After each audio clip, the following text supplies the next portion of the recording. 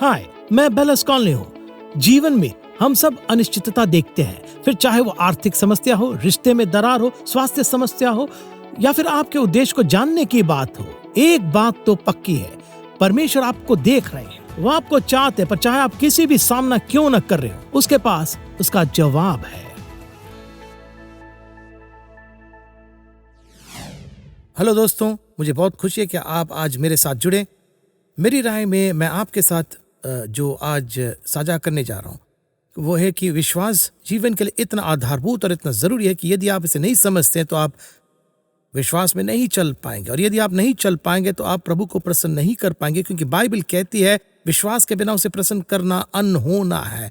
कठिन नहीं, मुश्किल नहीं, विश्वास के बिना परमेश्वर को प्रसन्न करना असंभव है। वचन कहता है धर्मी लोग रूप को देखकर नहीं पर विश्वास से चलते हैं। हम यहाँ यीशु और उनके मित्र लाजर की कहानी पर चर्चा करने जा रहे हैं जो मर गया था। मैं यहाँ से कुछ आयतें लेकर आपको इसके बारे में थोड़ी पृष्ठभूमि बताऊंगा। यीशु ने कुछ कहा, बस कुछ शब्द जो सत्य और अर्थ से इतने भरे हुए हैं कि जैसे कि मैंने कहा, यह सचमुच हमारे विश्वास के साथ चलने और परमेश्वर को प्रसन्न करने के लिए बिल्कुल आधारभूत है। और लाजर, मरियम और मार्ता सभी भाई बहन थे और यीशु उनसे प्रेम करते थे। वे बेतनी में उनके घर में रहे। यीशु उस क्षेत्र में थे और यहूदियों को अदृश्य शक्तियों द्वारा इस उन्माद में धकेला जा रहा था। जाहिर है, हम जानते हैं कि चोर शैतान चोरी करने, मारने और नष्ट करने के लिए आता है। वे यीशु को पत्थर मारने जा रहे थे और वे वहां से चले जाते हैं, तो वे चले गए। वे घृणा और हत्या के उबलते हुए पात्र को छोड़कर बस उन्हें वहीं छोड़ गए जो उन्हें मारना चाहते थे, तो वे चले गए। उनके जाने के ठीक बाद उन्हें मरियम और मार्ता से संदेश मिलता है कि उनका भाई जो कि लाजर है वो बीमार है और उन्हें उसी क्षेत्र में वापस आकर अपने दोस्त के लिए कुछ करने की जरूरत है। अगर हम पूरी कहानी पढ़ने के लिए समय निकाले तो जब यीशु आखिरकार शिष्यों से घोषणा करते हैं कि अरे हमें लाजर के लिए जाना चाहिए, वे कहते हैं कि देखिए यहूदियों ने हाल ही में आपको पत्थर मारने की कोशिश की और आप फिर से वहां जा रहे हैं। और यीशु रूपक प्रतीकात्मकता के माध्यम से कुछ दिलचस्प बातें कहते हैं।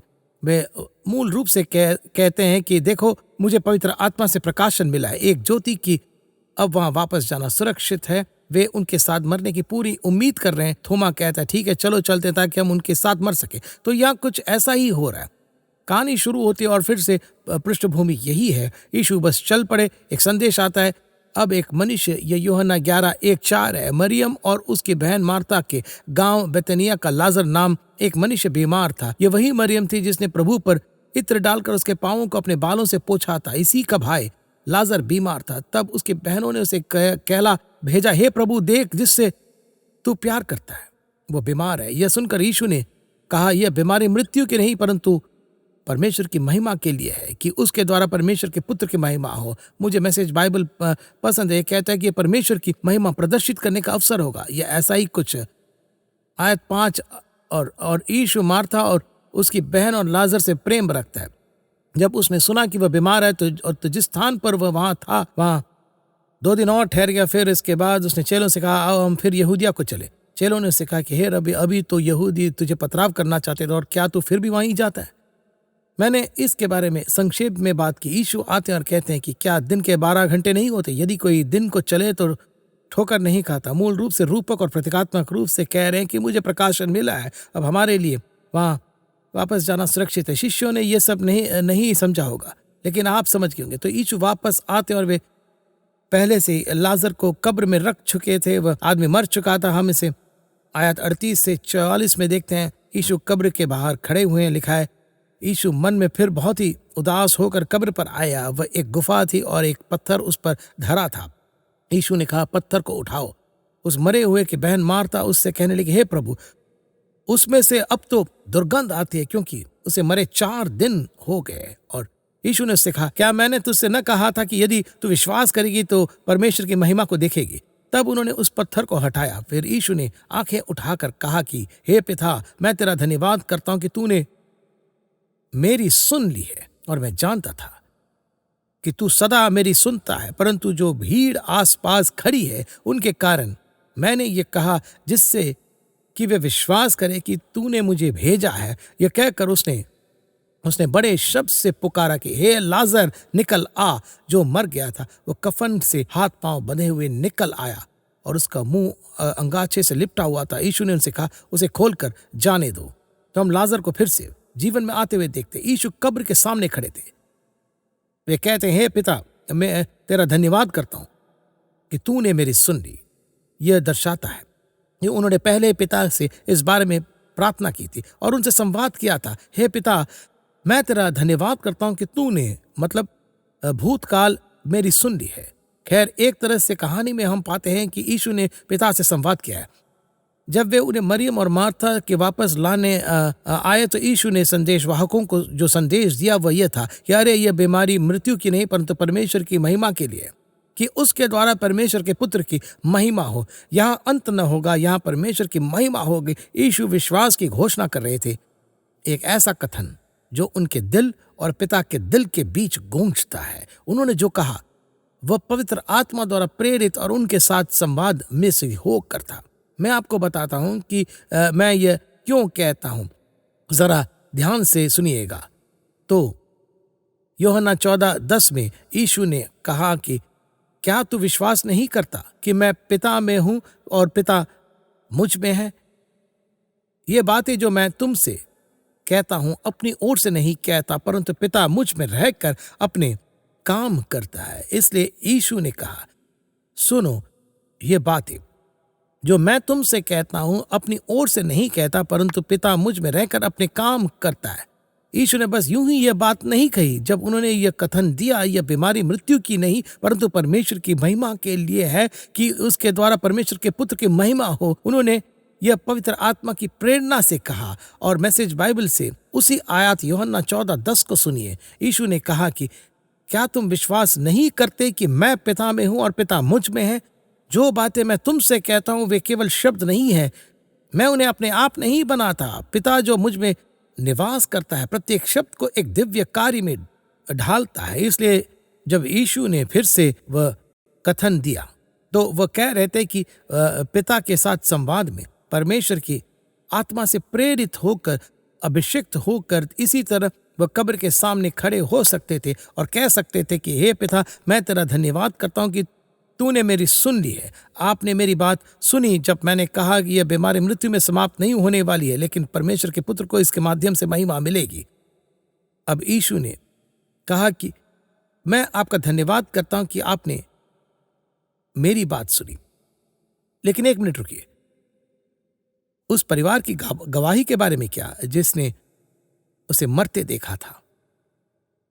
उस डॉक्टर के बारे में क्या जिसने उसे मृत घोषित किया था?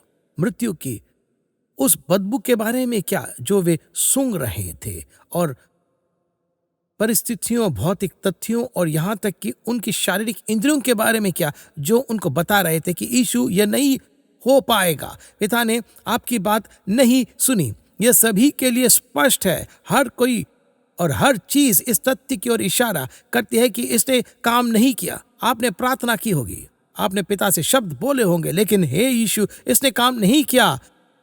लाजर मर चुका है, वह 4 दिनों से मरा हुआ है, हर कोई ये जानता है। लेकिन यह छोटी प्रार्थना हमें प्रकट करती है, जैसा कि मैंने एक क्षण पहले कहा, विश्वास के सबसे मूलभूत सिद्धांतों में से एक, कि हमें विश्वास करना चाहिए कि परमेश्वर ने हमारी सुन ली है, तब भी जब खासकर जब इसका समर्थन करने के लिए कोई भौतिक प्रमाण नहीं होते हैं। 2 बेहद मुख्य शब्द हैं जिन्हें हमें प्रार्थना करने के बाद पिता से बोलना सीखना चाहिए, और वे 2 शब्द किसी अन्य की तरह विश्वास व्यक्त करते हैं, और वो है धन्यवाद। यीशु ने कहा, धन्यवाद, क्या आपने मेरी बात सुन ली?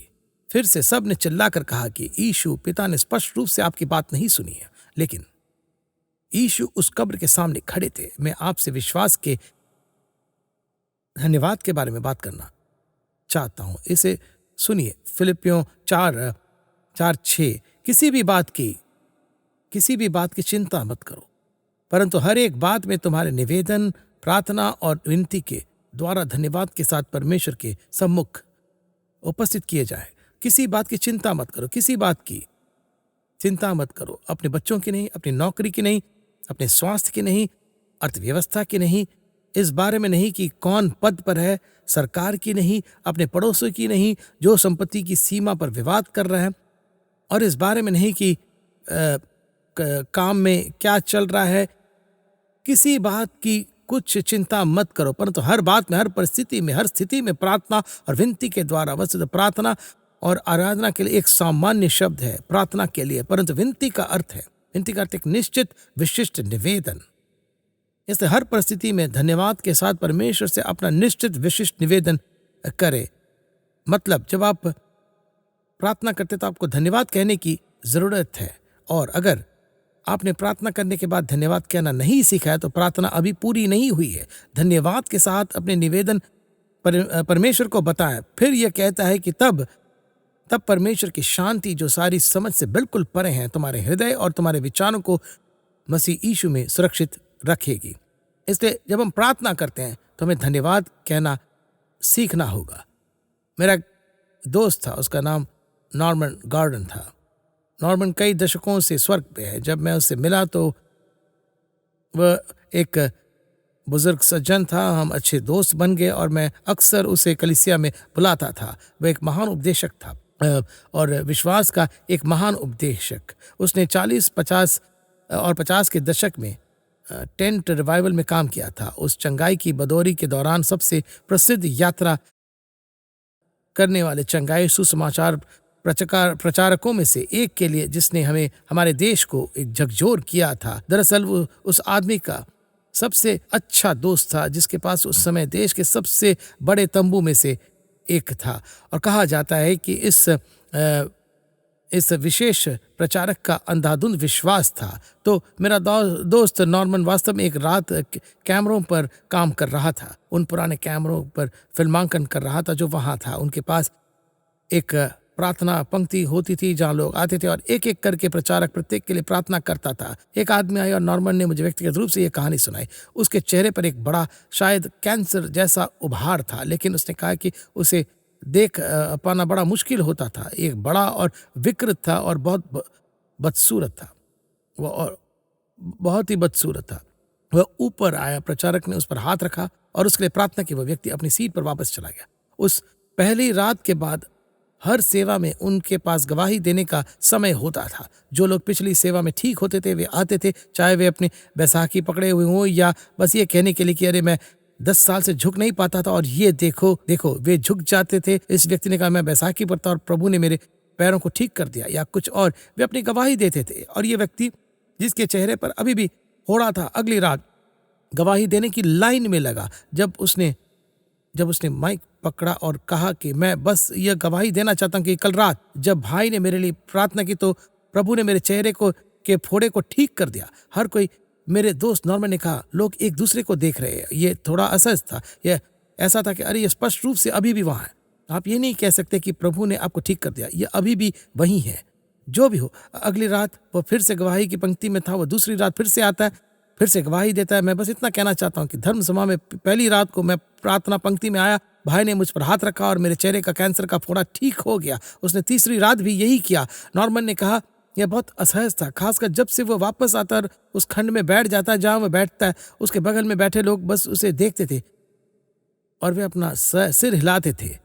जो भी हो, अगली रात मुझे लगता है कि यह धर्मसभा की चौथी रात थी और वह आया और उसका चेहरा पूरी तरह से बिल्कुल सामान्य था। उसके चेहरे पर एकदम नई त्वचा थी। उसके पास एक बोतल में वो फोड़ा था और उस बोतल में उस फोड़ा था। और उसने उनसे कहा कि मैं शेविंग कर रहा था। उसने कहा कि क्योंकि ये इतना बड़ा था मैं केवल इसके किनारे तक ही शेव कर पाता था, तो इसके बाहर की तरफ कुछ मूछें उगी हुई थी जिन्हें वास्तव में शेव नहीं कर पाता था क्योंकि वहाँ एक फोड़ा था। तो उसने कहा मैं शेव कर रहा था और ये फोड़ों में मेरे चेहरे से सिंक में गिर गया। मैंने शीशे में देखा, वहाँ बिल्कुल नई त्वचा थी। तो मैंने उसे उठाया, मैंने उसे बोतल में रख लिया और ये वही है। इस पर यह बवाल मच गया कि हर कोई यही सवाल पूछ रहा है, ये कब हुआ? हर कोई बोला कि ये कब हुआ, ये कब हुआ? नॉर्मन ने कहा, ये उस आदमी की प्रतिक्रिया थी। उसने कहा, यह कई रात पहले हुआ था, जब सुसमाचार प्रचारक ने मुझ पर हाथ रखा और मेरे लिए प्रार्थना की, तभी मैं ठीक हो गया। बहुत से लोग अपना सिर खुजला रहे थे और उन्हें समझ नहीं आ रहा था। उसने खुद के लिए विश्वास के बारे में कुछ समझा। उसका मानना था कि जब उसने प्रार्थना की तो उसे यह मिल गया था। 1 यूहन्ना 5:14 से इन आयतों को सुने और इसमें लिखा है कि और हमें उसके सामने जो साहस होता है वह यह है कि यदि हम उसकी इच्छा के अनुसार कुछ मांगते हैं तो वो हमारी सुनता है, अर्थात प्रभु हमारी सुनते हैं। यदि हम उनकी इच्छा के अनुसार कुछ भी मांगते हैं तो हम आश्वस्त हो सकते हैं कि वे हमारी सुनते हैं। अगले आयत कहते हैं, और जब हम जानते हैं कि जो कुछ हम मांगते हैं वो हमारी सुनता है, तो यह भी जानते हैं कि जो कुछ हमने उससे मांगा वह पाया है। तो यहाँ पर कोई कहेगा कि ठीक है, यह ठीक है, लेकिन आप कैसे जानते हैं कि आप जो प्रार्थना कर रहे हैं वो परमेश्वर की इच्छा है? कोई नहीं जानता कि प्रभु की इच्छा क्या है। दोस्तों, आप परमेश्वर की इच्छा जान सकते हैं। इफिसियों 5:17 कहता है, इस कारण निर्बुद्धि न हो, पर ध्यान से समझो कि प्रभु की इच्छा क्या है। अगर हम उनकी इच्छा को नहीं जान पाते तो प्रभु हमें यह नहीं बताते हैं कि उनकी इच्छा क्या है। सरल शब्दों में कहें तो प्रभु का वचन ही उनकी इच्छा है। अगर उन्होंने कुछ वादा किया है तो यह उनकी इच्छा है।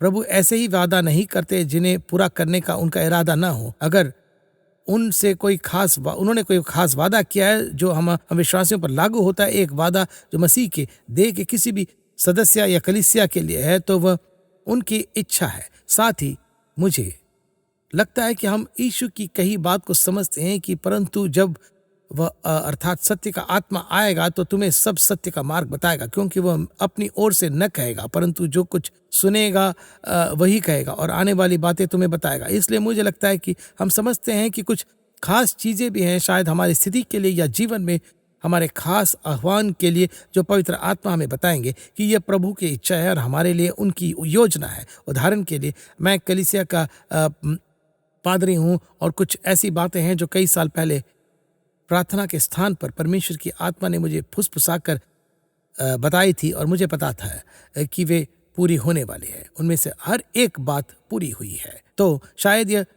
कोई वचन का वादा न हो जो किसी दूसरे कार्य क्षेत्र या किसी और पर लागू होने वाला हो, लेकिन वे ऐसी बातें हैं जो मैं जानता हूं कि परमेश्वर ने मेरे दिल में डाली थी। वे उनकी इच्छा थी और उन्होंने यह मुझे प्रकट भी किया। लेकिन ऐसी बातें जो वचन हमें विशेष रूप से सिखाते हैं, जो विश्वासियों के रूप में हमारी है और जो हमारी विरासत का हिस्सा है, ऐसी चीज़ें जो प्रभु ने हमसे नए नियम के विश्वासियों के रूप में वादा किया है, और यदि उन्होंने उन बातों का वादा किया है तो वे उनकी इच्छा है। 1 यूहन्ना 5:15 यह एम्प्लीफाइड क्लासिक से है, कहता है, और अगर चूंकि हम सकारात्मक रूप से जानते हैं कि जो कुछ भी हम मांगते हैं वो उससे सुनता है, तो हम यह भी जानते हैं निश्चित और पूर्ण ज्ञान के साथ कि हमने उससे जो भी मांगे हैं उन्हें हमें अपनी वर्तमान संपत्ति के रूप में दिया है। इसलिए अगर मैंने परमेश्वर की इच्छा के अनुसार प्रार्थना किया है कि जो कि उनके वचन में स्पष्ट रूप से प्रकट है, मेरे लिए उनकी योजना के हिस्से के रूप में, उनकी कलीसिया के सदस्य के रूप में, मसीह के देह के रूप में, परमेश्वर के परिवार के रक्त से धुले हुए छुड़ाए गए सदस्य के रूप में, मैं निश्चित रूप से जानता हूं कि मैं जो कुछ भी मांगता हूं वे मेरी सुनते हैं। मैं फिर इसे पढ़ना चाहूंगा और हम यह भी निश्चित और पूर्ण ज्ञान के साथ जानते हैं कि हमने जो कुछ भी उनसे मांगा है उसे हमने अपनी वर्तमान संपत्ति के रूप में प्रदान किया है। जब हम उन्हें देखते हैं कि यह उससे भी पहले, इससे पहले कि हम उन्हें छू सके, उनका स्वाद ले सके, संभाल सके, और हमें उन्हें हमारे वर्तमान काल की संपत्ति के रूप में प्रदान किया जाता है। उस याद में उसमें दो हम जानते हैं कि वे हमारी सुनते, हम जानते हैं कि ये हमारे पास। यीशु ने कहा, और मैं जानता था कि तू सदा मेरी सुनता है। मैं इसे जानता था। 1 यूहन्ना 5 में आयत कहते हैं, हम जानते हैं, निश्चित रूप से आत्मविश्वास के साथ हम जानते हैं। जब हम जानते हैं कि पिता हमारी बात सुनते हैं, तब भी जब हम विपरीत सबूतों का सामना करते हैं, तब भी मैंने दिल और होंठ कहेंगे कि धन्यवाद। मेरा एक दोस्त है जो एक पादरी है। उसने एक बार यह कहानी सुनाई। उसे हमारे कलीसिया में प्रचार करने के लिए आमंत्रित किया। ये बहुत समय पहले की बात है, शायद 30 या ऐसा कुछ साल हुआ होगा।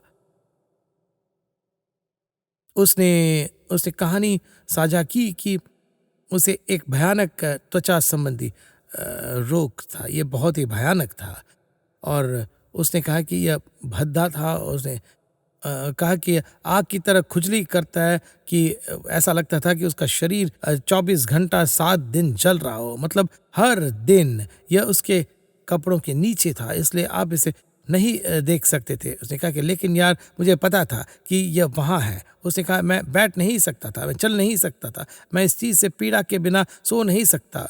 जब मैं अपनी शर्ट उतारता था, पैंट उतारता था, तो मेरी पत्नी देख सकती है कि ये त्वचा रोग मुझसे चिपक गया है। उसने कहा मैंने प्रार्थना की और प्रार्थना की और प्रार्थना की, और मुझे लगता है कि उसने उसने वो क्रीम और मलहम लिया और डॉक्टर के पास गया, और ये सब लेने के लिए कहा गया। कुछ भी काम नहीं आया, कुछ भी काम नहीं किया। उसने प्रार्थना की, और लेकिन कोई राहत नहीं मिली। उसने कहा फिर एक दिन मुझे कुछ एहसास हुआ। उसने उसने मरकुस 11:23-24 के बारे में बात की। आया 24, मरकुस 11, किंग जेम्स संस्करण कहता है कि इसलिए मैं तुमसे कहता हूं कि जो कुछ तुम प्रार्थना करके मांगो तो विश्वास कर लो कि तुम्हें मिल गया और तुम्हारे लिए हो जाएगा। उसे एहसास हुआ कि एक मिनट, मैं इसे पाना चाहता था और फिर मैंने विश्वास किया कि मुझे यह मिल गया है। मैं एक भौतिक अभिव्यक्ति चाहता था। उसने कहा कि मैं सोच रहा था कि एक बार रंग छाले और वो सब गायब हो जाए और खुजली भी चली जाए, तो मैं इसे प्राप्त करूंगा और मैं इसके लिए प्रभु को धन्यवाद दूंगा। लेकिन ऐसा कभी नहीं हुआ। हफ्ते दर हफ्ते, महीने दर महीने, साल दर साल मैंने प्रार्थना की। मैंने इसे चिकित्सीय रूप से ठीक करवाने की कोशिश भी की, लेकिन कुछ नहीं हुआ। उसने कहा जब मैं यीशु के वचन पढ़ रहा था, उस दिन मुझे एहसास हुआ कि जो भी चीजें आप चाहते हैं, जब आप प्रार्थना करते, विश्वास करें कि जब आप प्रार्थना करते तो आपको वे मिलती है और आपके पास वे होगी। उसने कहा अचानक मुझे एहसास हुआ कि मेरा काम यह मानना था कि मुझे मिल गया है। फिर से एम्प्लीफाइड बाइबल कहते कि विश्वास करो कि तुम्हें यह दिया गया और तुम इसे पा चुके हो। परमेश्वर का काम ये देखना है कि यह हमें मिले, कि यह शारीरिक रूप से प्रकट हो या दिखाई देता।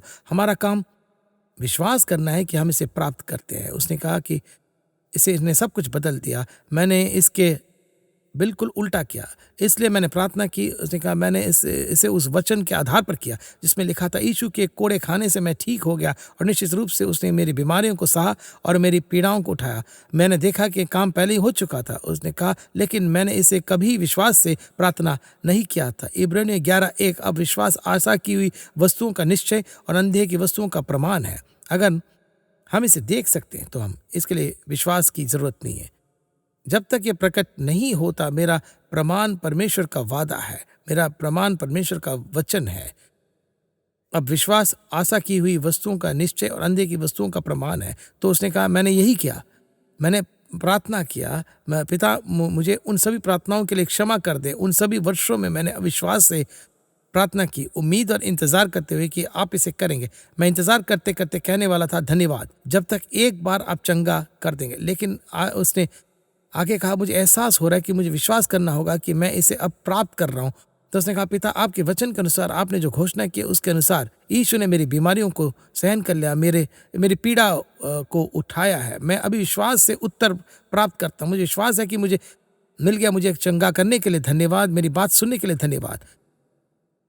कोई भौतिक सबूत नहीं था कि कुछ भी बदला है, लेकिन लगभग मुझे लगता है कि ये 48 या 72 घंटे के बाद वो बीमारी दूर हो गई, चली गई और फिर कभी उसके ऊपर नहीं आए। उसने कहा कि एक बार मैंने इसे समझ लिया। उसने कहा कि ये उम्मीद करना कि यह भविष्य में होने वाला है, इंतजार करना कि परमेश्वर इसे करने जा रहा है, प्रार्थना करना कि वे इसे करने जा रहे हैं, और जब यह हो जाए तो धन्यवाद कहने का इंतजार करना। कहा कि यह विश्वास नहीं था। विश्वास तब था जब मैं लाजर की कब्र के सामने यीशु की तरह खड़ा था और कह रहा था पिता, मैं आपको धन्यवाद देता हूं कि आपने मेरी बात सुन ली है। जेनेट और मेरी शादी को 42 साल हो चुके हैं, और जो अब 43 साल होने जा रहा है। और जब हमारी शादी हुई थी तब मैं कलीसिया में सहायक पादरी था और मेरा वेतन $300 प्रति माह था, जो जाहिर तौर पर बहुत ज़्यादा था। तब ये अब की तुलना में बहुत ज़्यादा था। इसी के साथ-साथ मैं शीशे लगाने का काम भी करता। मैं एक ग्लास इंस्टॉलर था। जेनेट ने एक नर्स के रूप में कुछ दिन काम किया। हमारे 2 वेतन के बीच हमारे पास अपने छोटे से अपार्टमेंट का किराया चुकाने, हमारी सभी उपयोगिताओं का भुगतान करने और मेज़ पर कुछ खाने का प्रबंध करने के लिए पर्याप्त था। निश्चित रूप से हमेशा हमने पहला हिस्सा परमेश्वर के घर में दिया, लेकिन बहुत ज़्यादा नहीं था। हम बहुत कम पैसे में अपना गुज़ारा कर रहे थे। हम नवविवाहित थे। हम कभी छुट्टी पर नहीं गए। मुझे लगता है कि मैं 1 साल से कलीसिया में था और मुझे 1 हफ़्ते की छुट्टी मिली। उस समय मेरे पास एक छोटी वैक्सवैगन बस भी थी, तो हम साथ में अपने पहले छुट्टी मनाने जा रहे थे। मुझे 1 पूरे हफ्ते की छुट्टी मिली, तो उसे अस्पताल से 1 हफ्ते की छुट्टी ले ली। और हमारे पास पैसे नहीं थे, लेकिन हमने कैलिफोर्निया तट, ओरेगॉन तट, वाशिंगटन तक ड्राइव करने की योजना बनाए। हम वैन में सोने जा रहे थे। हमारे पास होटल के लिए पैसे नहीं थे।